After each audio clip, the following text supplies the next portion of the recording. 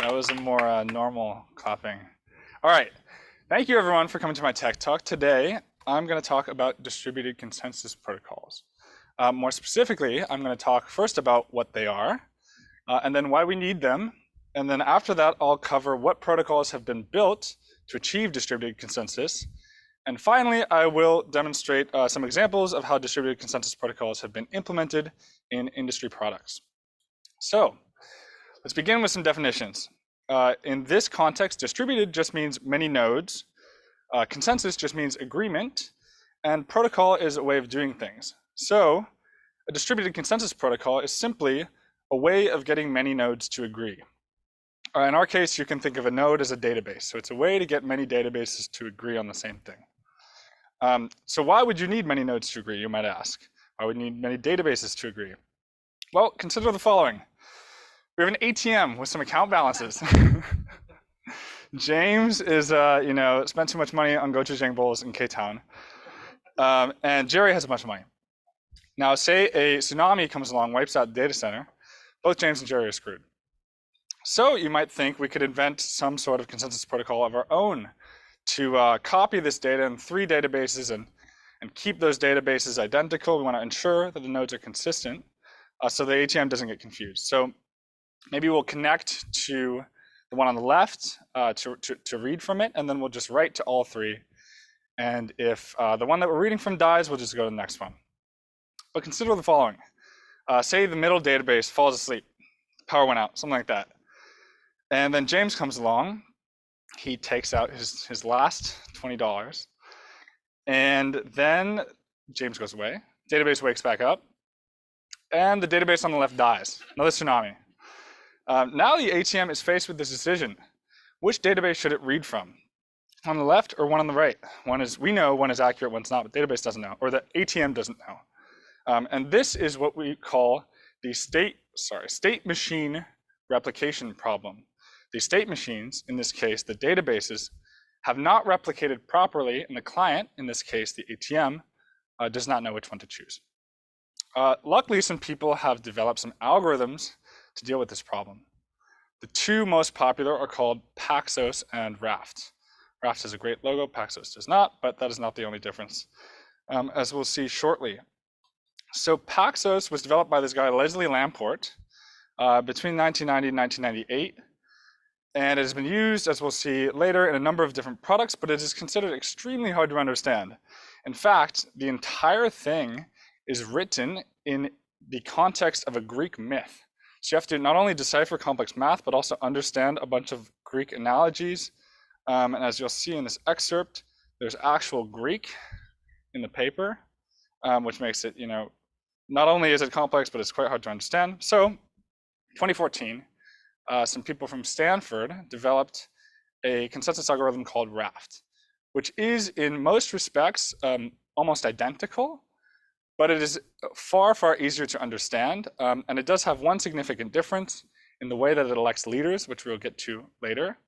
In fact, a team of researchers from Cambridge found that they both are very similar, but differ only in their approach to leader election. So we'll now go through an example of how they both work and demonstrate the slight difference. So they adopt this thing called a leader-follower model, in which you have a leader and a number of follower nodes. In this case, we'll have 3. And there are 2 things that this model needs to be able to achieve. One is log replication. So to make sure that all of the nodes replicate the same logs, and they all have the same data. And 2 is leader election. So if the leader dies, how do we make sure that the next one is correct, has all the valid data it needs to be a new leader of this cluster? So log replication is as follows. The leader appends each operation to its log, commands the followers to write it down. It's kind of authoritarian. The followers commit or stage the operation, then they confirm receipt. And once 50% of them have confirmed the receipt, the operation is committed. So we're doing fine here. We have consistent data among all the nodes. Now, in order for the followers to ensure or to be aware that they do have a valid leader, the leader broadcasts something called a heartbeat, which is just a signal that is broadcast to let the followers know that they have a leader. And they listen at staggered intervals. to make sure that they're still following a valid leader. And if the leader dies, the follower who determines that the leader has died first, so the one on the interval that elapses closest to the death of the leader, then becomes a new leadership candidate. This is how leader election works. Leadership candidate solicits votes from the followers, and once 50% of them have voted for it, becomes a new leader. And then now we have a new leader with a new heartbeat and new followers, and everything is going fine. Now let's say, as in our example earlier, James comes back, he takes his $20 out. This new leader commands new followers to commit that message, and state is replicated properly throughout all the nodes in the network. Now let's say the old leader wakes back up. This is where you can see the differences between the two algorithms. In Raft, Raft followers will only vote for a candidate that is up to date. So in Raft, this old leader would not qualify to become a new leader because it is out of date. However, in Paxos, followers can vote for any candidate, and they just need to include the missing logs in their votes. But we'll just go for the Raft example for now. So this old leader would be converted into a new follower. It would be prompted to copy the information that it is missing from the current leader. It would commit that, and everything would be fine. So what are some commercial applications, you might ask? Why should you care about this?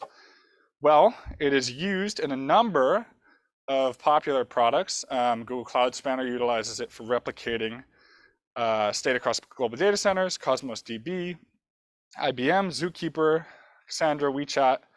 A number of different distributed database systems use the Paxos algorithm despite its difficulty to understand. And then with Raft, it is used in CockroachDB, the company actually just down the street from here. MongoDB, which, you can read it. We learn Codesmith, which is great. RabbitMQ, the message broker system to implement quorum message queues, which is just a bunch of different queues in case one of them fails. Splunk and Hazelcast and a number of others. One thing to note here is that although these two algorithms that I've covered are fault tolerant, that is, they can withstand the failing of a number of different nodes on the network, they are not Byzantine fault tolerant, which means they cannot withstand nodes acting maliciously. So consider the following. We have a rogue node because James doesn't have any money, so he hacks in to one of the nodes and he adds $100. Under both the Raft and Paxos consensus protocols, this node with the malicious entry could be considered a candidate because it actually has logs that are more up to date than all the other nodes. So this candidate could become the new leader. It could broadcast this new message to all the followers. And although James would be happy, whoever designed this database would be fired. So, people have invented Byzantine fault-tolerant consensus protocols, distributed consensus protocols. First and foremost, proof of work. This is how Bitcoin works.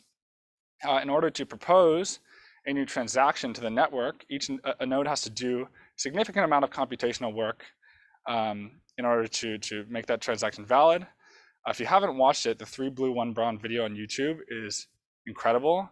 This takes about 25 minutes to explain, so I'm not going to try, but I will just do a very brief overview, which is that in order to falsify a transaction, you have to work as hard as all the other nodes on the network, and eventually you'll get really tired. It's just not possible.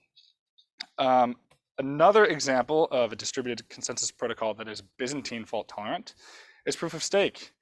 Each node has to sacrifice or stake a significant amount of value. In Ethereum, it's like 21 ETH, which is like 30,000 and dropping, $30,000. And if a node tries to propose a invalid or malicious transaction, it loses all its money. So there's a pretty strong disincentive. There are a few others, practical Byzantine fault tolerance, as well as hot stuff, which the Facebook blockchain was based off of. But that covers it. So to summarize and answer the questions we set out with, distributed consensus protocol is a way to get many nodes to properly replicate. We need them because of the state machine replication problem that we faced with the ATM. We've seen a number of leader-follower protocols like Raft and Paxos be built to ensure fault-tolerant distributed consensus, and then decentralized protocols like proof of work, proof of stake, etc., to ensure Byzantine fault-tolerant consensus. And commercial applications include the Cosmos DB, Cockroach, a number of distributed database technologies, as well as every single blockchain that exists.